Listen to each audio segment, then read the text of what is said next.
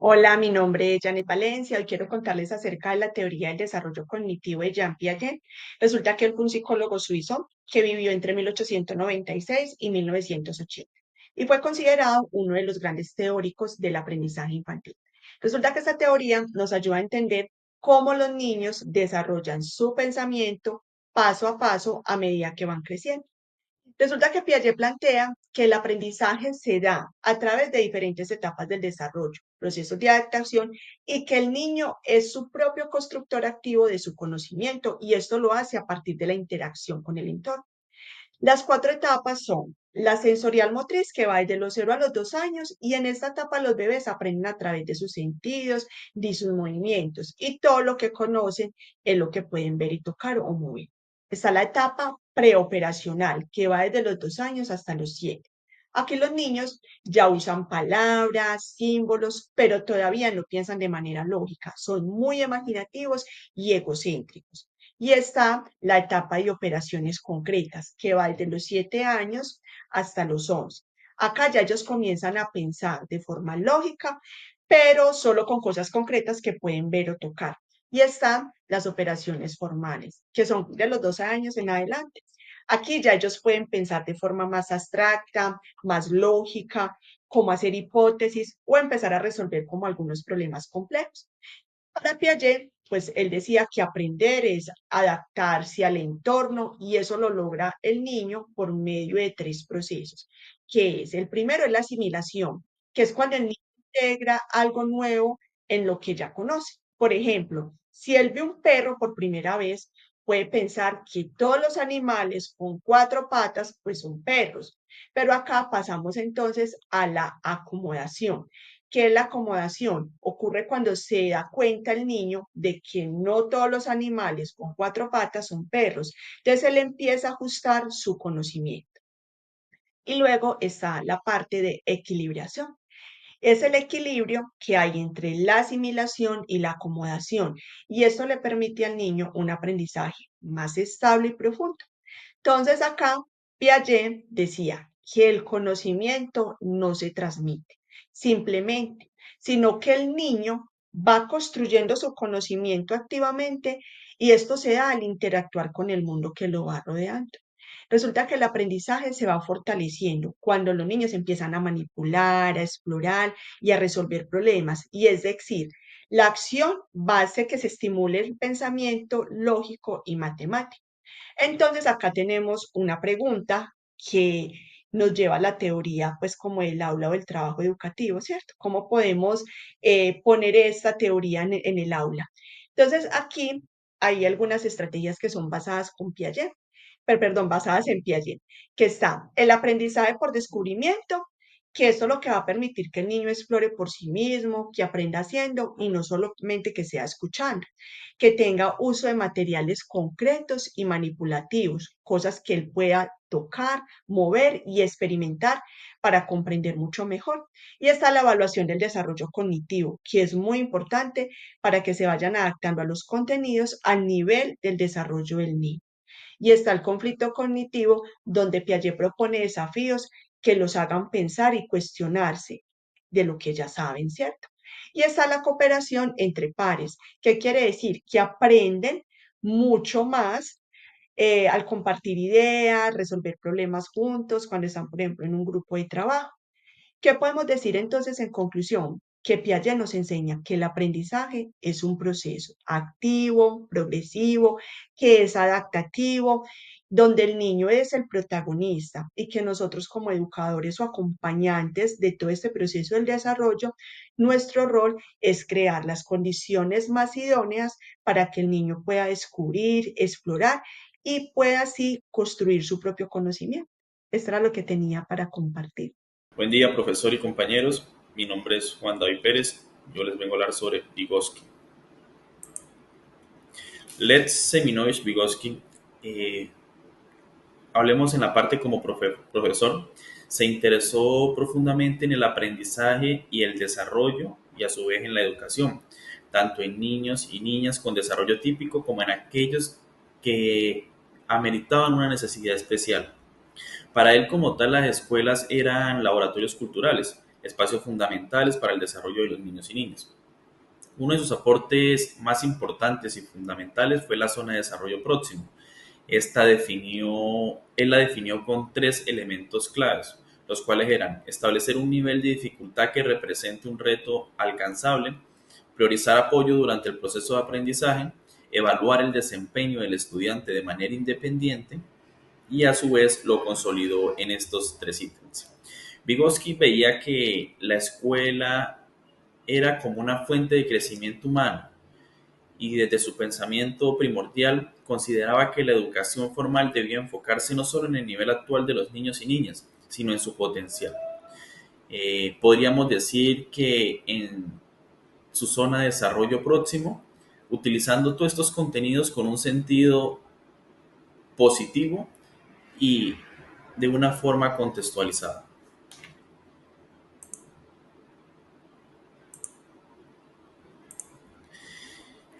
Lev Vygotsky fue un psicólogo soviético que estudió cómo se desarrollan las funciones mentales superiores del ser humano, como la memoria, la atención voluntaria, el razonamiento y la solución de problemas. Uno de sus aportes más importantes fue la teoría sociocultural. Esta nos plantea que el desarrollo de la conciencia y del pensamiento humano solo se puede entender si analizamos la vida social y cultural de las personas.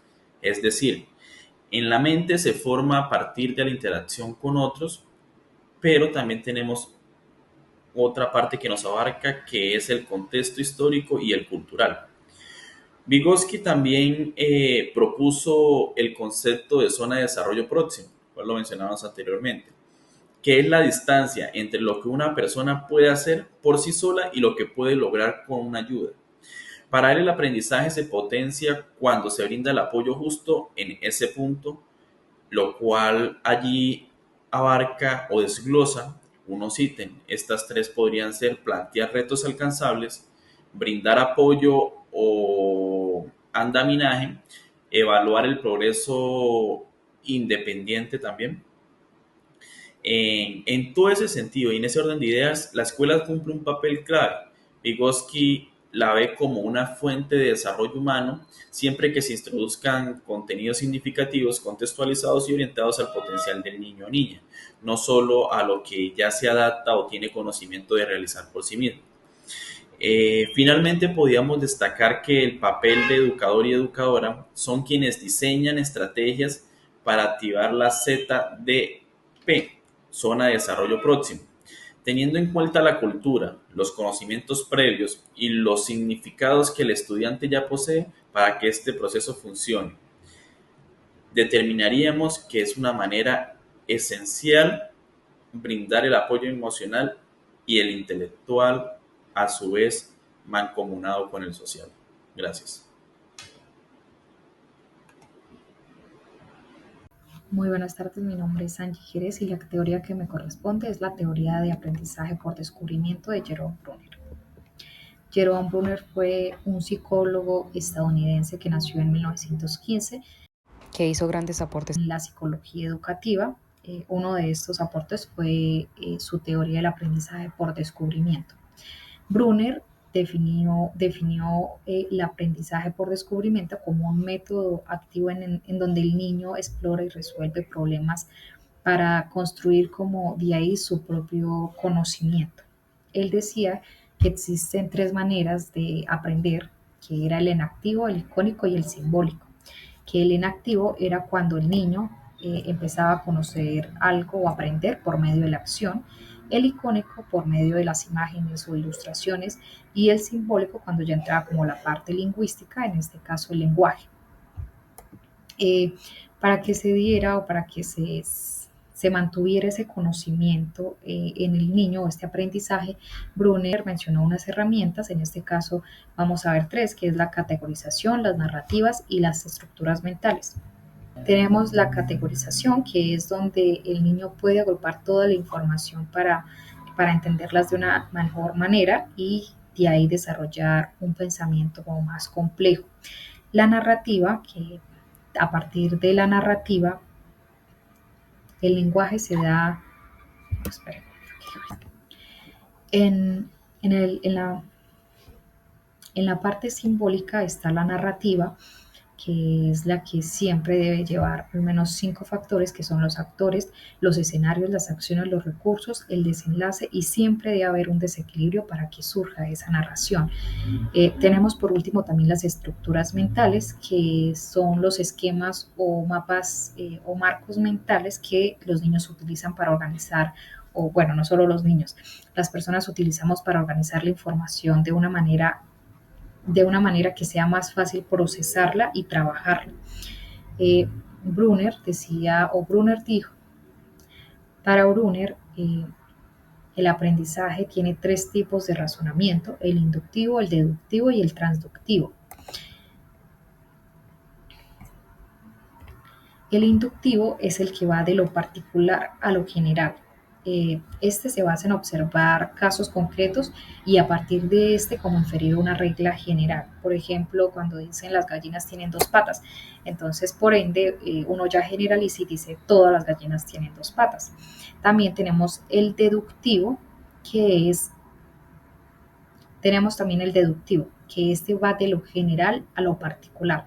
Por ejemplo, decimos que todos los mamíferos tienen un corazón. Entonces, por ende, un perro tiene corazón porque un perro es mamífero. También tenemos ejemplo que todos los mamíferos tienen un corazón. Entonces, el perro, como es un mamífero, también tiene corazón. Tenemos también el transductivo, que va de un caso particular a otro caso particular, sin pasar por una generalización lógica. Por ejemplo, que me fue mal en un partido porque no llevé un muñeco, no sé, es un decir. Entonces, como que esto es lo que es el razonamiento transductivo. También Brunner nos dijo, también Brunner dijo que habían 2 tipos de motivación, que era la motivación intrínseca y extrínseca. La intrínseca es como la que nace de la persona y va por méritos propios o por su misma voluntad, por decirlo así. Por ejemplo, que quiero aprender a tocar violín porque me gusta el violín.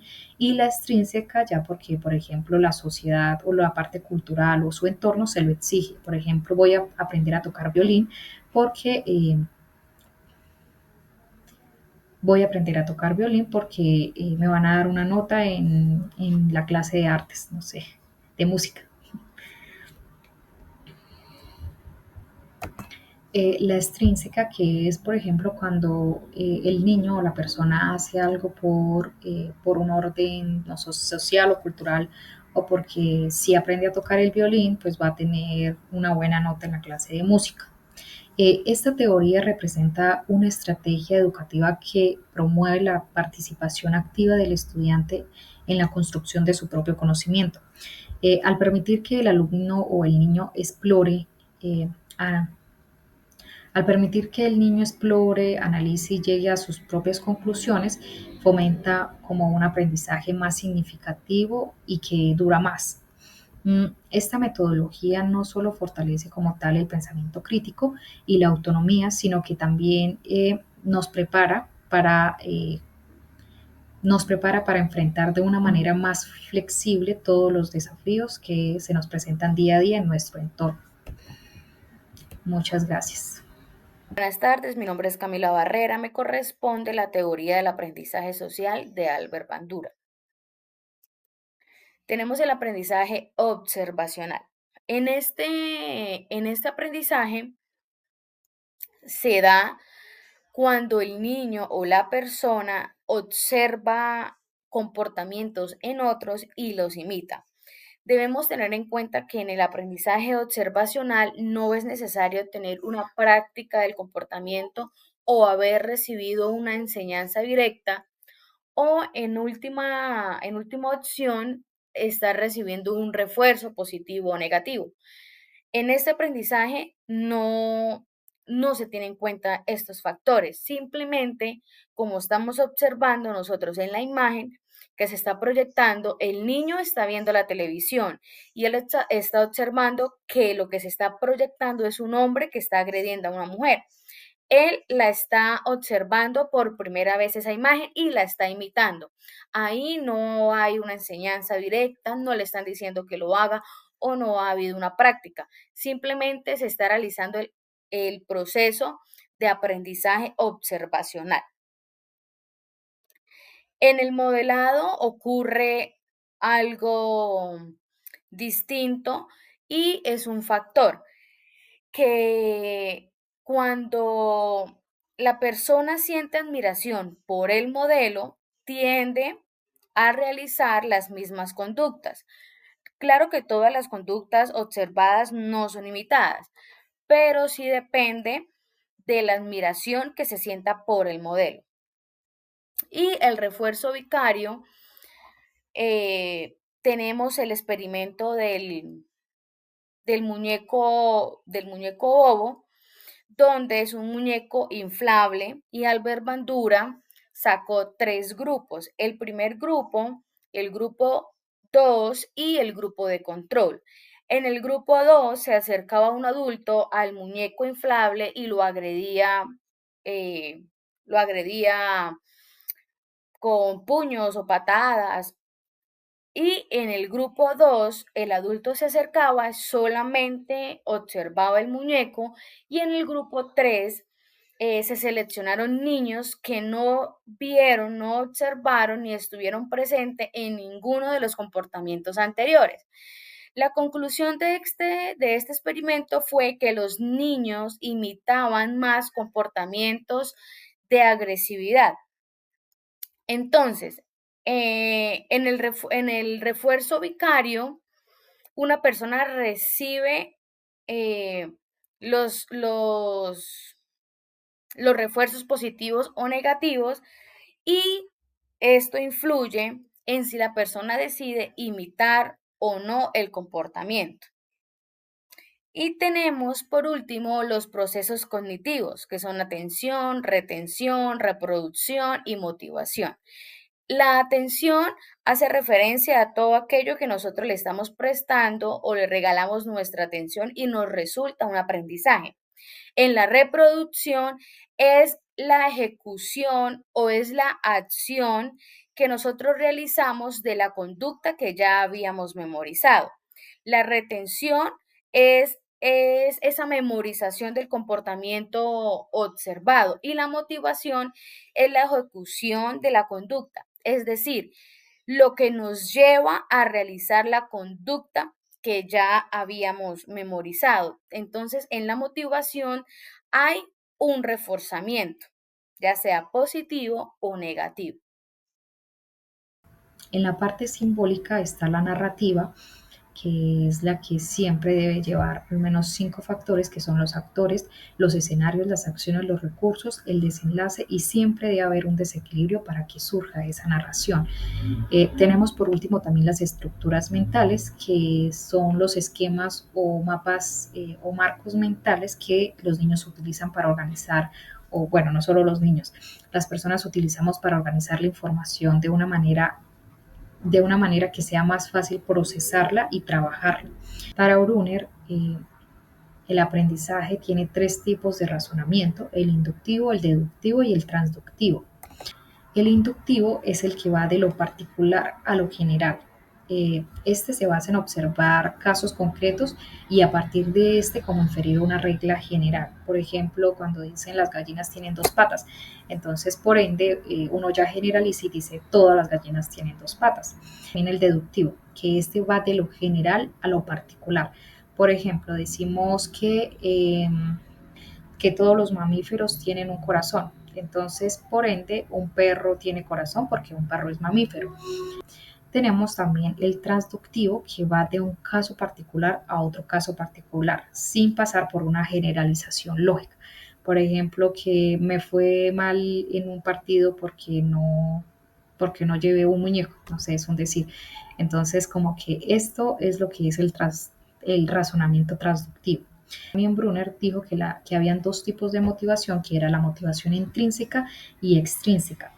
La intrínseca es como la que nace de la persona y va por méritos propios o por su misma voluntad, por decirlo así. Por ejemplo, que quiero aprender a tocar violín porque me gusta el violín. Y la extrínseca ya porque, por ejemplo, la sociedad o la parte cultural o su entorno se lo exige. Por ejemplo, voy a aprender a tocar violín porque me van a dar una nota en la clase de artes, no sé, de música.